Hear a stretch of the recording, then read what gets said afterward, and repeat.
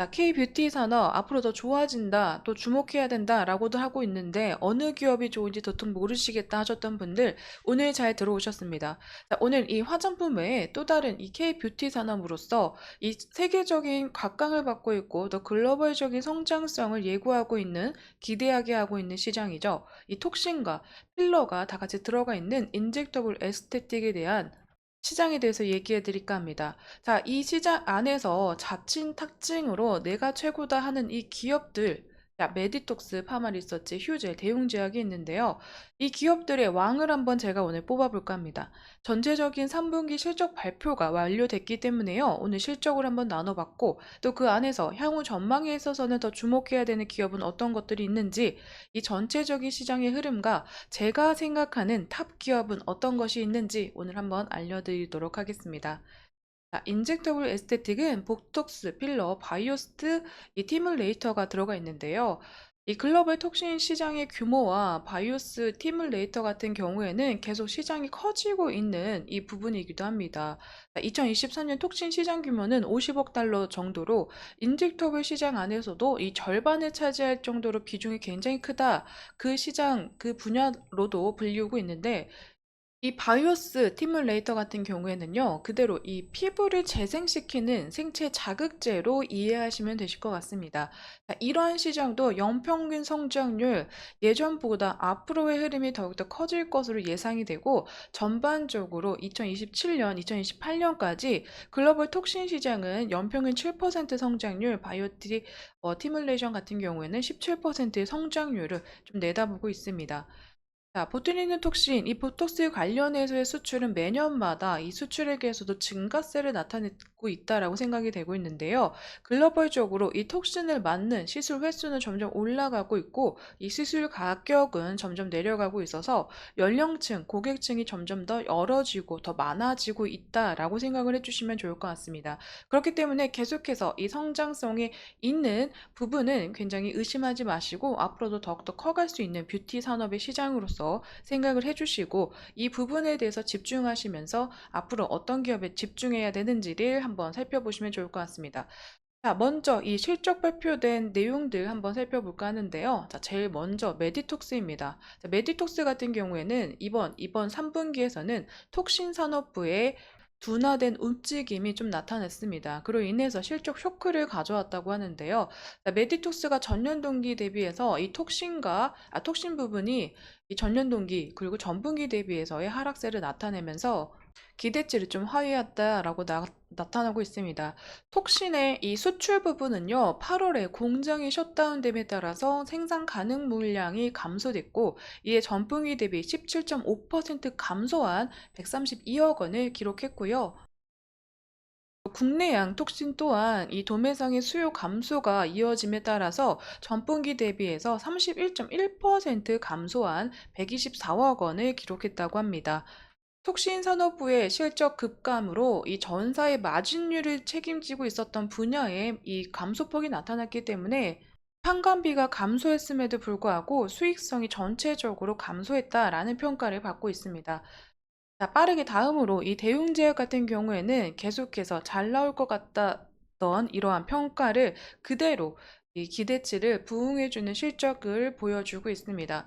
이 톡신 부분에서는요, 약 25.2% 성장률을 나타냈는데 전년 동기 대비해서 톡신과 팩스클럽 모두 이 성장성을 나타내고 증가세를 유지했다고 합니다. 이에 전체적으로 매출액과 영업이익 또한 전년 동기 대비해서 이 상승하는 움직임 나타내면서 대웅제약이 톡신 부분에서 굉장히 또 큰 마진을 남기고 있다라는 의미로 전반적인 성장성을 좀 나타내기도 했습니다. 자, 그 다음 휴젤입니다. 자, 휴젤이 가장 많은 톡신 부분에서의 성장률을 좀 나타냈는데요. 전체적인 매출액 1,051억 원으로 전년 동기 대비 23.9% 상승했고요. 영업이익 또한 534억 원으로 전년 동기 대비해서 54.5%의 성장률을 나타냈습니다. 자, 톡신, 이 수출 부분에서는 419억 원으로요. 전년 동기 대비해서 72.9% 증가세를 나타냈습니다. 이 미국향, 톡신, 레티보의 초도 선적에 따라서 북남미 매출이 전년 동기 대비해서 66.4%나 증가했다고 하는데, 또 여기에 플러스적으로 이 중국의 파트너사인 사완제약과 이 미용 제품군 판매 호조 역량 등으로 아시아 톡신 수출 또한 전년 동기 대비 39.5% 증가했다고 합니다. 내수 매출액 또한 228억 원 정도로 이 전년 동기 대비해서 5.2% 증가세를 나타내면서 이 톡신 부분에서 가장 크게 이 성장한 이 증가세를 나타낸 기업으로도 보여지고 있는데요. 그 외에 이 필러 수출 또한 계속 이어지고 있어서 전체적인 이 매출과 영업이익의 성장성을 나타낸 기업이다라고도 보여지고 있습니다. 자, 그 다음 이 파마 리서치입니다. 자, 파마 리서치 같은 경우에는요, 이 보투리는 톡신보다 이 바이오 스티뮬레이터의 이 시장으로 좀 봐주시면 좋을 것 같은데요. 이제 3분기 영업이익과 매출액 살펴보시자면, 매출액에서는 892억 원으로 전년 동기 대비해서 29.7% 정도 증가했고, 영업이익에서는 이 약 349억 원 정도로 전년 동기 대비 27% 증가했습니다. 바로 이 의료기기 부분에 있는 리쥬란의 이 성장성이 굉장히 눈에 띄게 또 나타났다라고 생각이 되고 있는데, 리쥬란의 강한 수요로 인해서 의료기기 내수 부분과 수출 부분 전년 동기 대비해서 내수 부분은 45% 성장, 이 수출 부분은 50% 성장하면서 전사 실적을 견인한 것으로 나타나고 있습니다. 자, 의료기기 이 리쥬란 부분이 앞으로도 더욱더 이 17%라는 연평균 성장률을 기록하는 시장의 대표적인 이 제품으로 불리우면서 국내는 물론이고 전 세계적인 관심을 받고 있다라고 생각이 되고 있습니다. 자, 이 중에서 이제 더 탑으로 올라갈 수 있는 기업은 어떤 것들이 있는지 한번 살펴볼까 하는데요. 자, 보트니는 톡신, K톡신 이 시장 안에서는요, 현재 미국을 뚫은 기업 휴젤과 대웅이 나란히 이름을 더욱더 크게 올리고 있다라고 생각은 되고 있습니다. 하지만 이 부분에서 전체적으로 이 수출 부분 대웅제약 같은 경우에도 크게 상승하고 있지만 이 휴젤도 굉장히 빠르게 따라오고 있는데요. 자, 내수 시장 안에서는 이 휴젤이 굉장히 큰 시장의 점유율을 차지하고 있다라고 생각이 되고 있습니다. 자, 현재 이 두 기업 다 좋다라고 생각이 되고 있고, 다른 기업들도 다 좋다라고 생각하지만, 이 중에서 제가 조금 더 지켜볼 만한 기업은 이 북미 시장의 새로운 이러한 이 데이터를 쌓기 시작하는 휴젤 기업이 아닐까 싶습니다. 자, 바로 미국 시장이 글로벌 톡신 이 국가 지역 점유율 안에서도 1위를 차지하고 있고, 이 톡신 시장 규모 북미에서도 가장 크게 성장률을 나타내고 있기 때문인데요. 휴젤의 톡신 산업이 미국으로 수출함에 따라서 전체적으로 이 내수 시장을 꽉 잡고 있는 점유율에 미국 시장의 이 수출 데이터까지 높여간다면 추가적인 성장세와 매출의 이 수익성 개선은 더욱더 크게 이루어질 가능성이 높다라고 생각하기 때문입니다. 이에 휴젤 톡신 산업이 미국 점유율 과정에 따른 매출액을 전망해 봤을 때도 이 진출 첫 해, 그리고 1년, 2년 후에도 전망적으로 이 3%, 4%의 성장률을 계속 나타내면서 끌고 갈 수 있는 이 실적을 나타낼 것으로 예상이 되고 있고, 미국 톡신 수출 단가가 국내보다 훨씬 높다라는 평가를 가지고 있기 때문에요. 미국의 수출이 증가될수록 휴젤의 영업이익은 대폭 증가될 수 있다라는 평가들이 나오고 있습니다. FDA 승인에 따른 브랜드 이미지 개선으로 이 부분에서의 경쟁력도 가지고 있는 기업이다라고 생각이 되고 있는데, 자, 글로벌 톡신 수출이 활성화될 전망으로 내년에는 북미 지역은 물론이고 이에 다른 지역의 매출 증가폭도 확대될 것으로 전망치가 나오고 있습니다.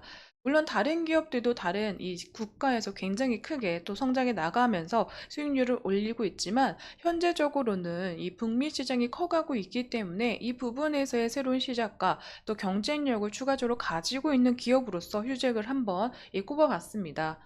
또 그 외에 톡신 외에도 제가 집중해야 되는 부분은 바로 파마 리서치의 리쥬란이라는 제품이다라고 생각이 되고 있는데요. 이 파마 리서치가 유럽으로의 진출을 본격화함에 따라서 앞으로 향후의 성장성도 더욱더 주목할 만하다라는 이러한 이 평가들이 나오고 있습니다. 자, 또 파마 리서치는 보톡스 영역으로까지 확장해 나가면서 전반적으로 이 피부 미용과 의료기기 부분에서의 이 사업을 확장해 나가고 있다라고 보여주고 있는데, 자, 미국 셀럽이 킴 카다시안이 맞은 주사로도 현재 미국에서는 이 샤라우 사태로 더 인지도를 올려가고 있는 부분이기 때문에 현재 잘 나가고 있는 아시아 이 중국뿐만이 아니라 미국에서 추가적인 성장세, 그리고 유럽의 진출 본격화됨에 따라서 전반적으로 큰 시장 안에서의 점유율을 높여갈 가능성이 높다라고 생각이 되고 있습니다. 자, 리쥬랑 같은 경우에는요, 현재 해외 인허가 획득에 굉장히 크게 나서면서 전체적으로 다양한 국가에서의 인허가를 획득한 제품으로도 알려지고 있는데요. 피부 미용, 이 국내뿐 아니라 글로벌적으로 세계적인 수요가 증가하고 있기 때문에 이 바이오 스티뮬레이터 같은 경우에는 시장 규모가 연평균 17% 성장할 것이다 라고 제가 말씀드렸죠. 그로 인해서 더욱더 많은 이 다양한 국가에서 인허가를 취득하고 있는 이 파마 리서치 같은 경우에는요, 이 추가적인 수혜가 있을 것이다라는 분석들이 많이 나오고 있습니다.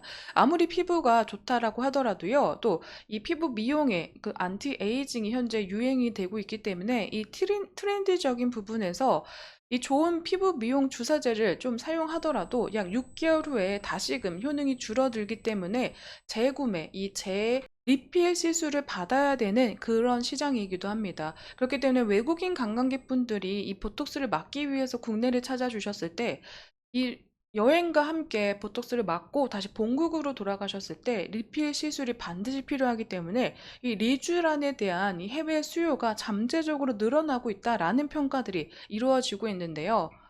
그렇기 때문에 현재 파마 리서치의 가장 이 최대 약점으로 불리웠던 이 낮은 수출 비중에 대한 극복할 수 있는 방법들이 계속 이루어져 나가고 있죠. 자, 유럽의 이 사모펀드 기업의 투자 유치까지 이루어지면서 전체적인 이 글로벌적인 성장성을 더욱더 앞두고 기대성을 올려가고 있는 기업이기도 합니다. 그렇기 때문에 이 보톡스 외의 시장, 그리고 보톡스 사업으로도 더욱더 늘려나가고 있는 이 기업에게도 저는 앞으로의 이 성장성은 무궁무진하지 않을까라고 생각이 되고 있습니다. 자, 현재 이 14살부터 보톡스 관리를 시작하는 피부 안티에이징 강하게 이 빠진 Z세대라고 나타나 있는데요. 지금 2018년 대비 2021년 연령대별 에스테틱 지출 변화가 점점 낮아지고, 그리고 이 니즈 설문조사 역시 굉장히 필요하다라는 답변이 나올 정도로 수요가 증가할 만한 데이터들은 계속해서 나오고 있습니다.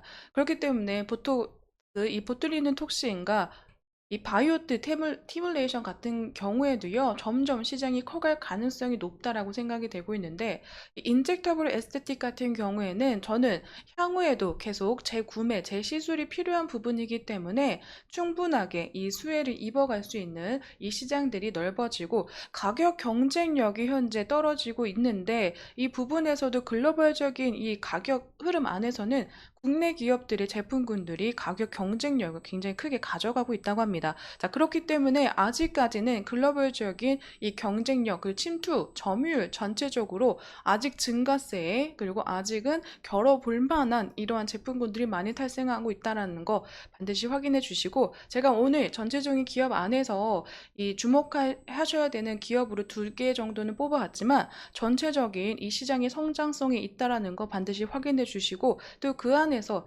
또 다른 사업부, 그리고 다른 제품군으로 어떠한 또 장소와 이 지역과 제품군으로 사랑을 받을지는 모르기 때문에 현재 시점 안에서, 그리고 현재 나타나 있는 전망치 안에서는 제가 이러한 결과로 나타날 수 있다라고 말씀드리고 있지만, 아직 이 시장 자체적으로 무궁무진한 성장성을 잠재시키고 있기 때문에 모든 기업들을 눈여겨보실 만하다고 저는 말씀드리고 싶습니다. 자, 오늘 이 K뷰티 새로운 사업에서의 이 신흥 강자로 떠오르고 있는 시장, 그 안에서의 탑 기업들을 한번 만나봤습니다. 계속 궁금하셨던 분들 많으실 것 같은데, 앞으로도 이 사업과 이 시장에 대해서 제가 빠르게 알아보고 투자에 도움이 되실 만한 정보들 빠르게 캐치해서 영상으로 찾아뵙도록 하겠습니다. 그럼 오늘 이 부분의 에스테틱 신흥 강자에 대한 이야기 여기서 마무리 지을까 합니다. 여러분, 제 영상에는 개인적인 견해와 의견들 들어가 있기 때문에 투자하실 때 반드시 참고용으로 사용해 주시기를 부탁드리면서 오늘 영상 마무리 짓겠습니다. 오늘도 제 영상 시청해 주셔서 감사드립니다.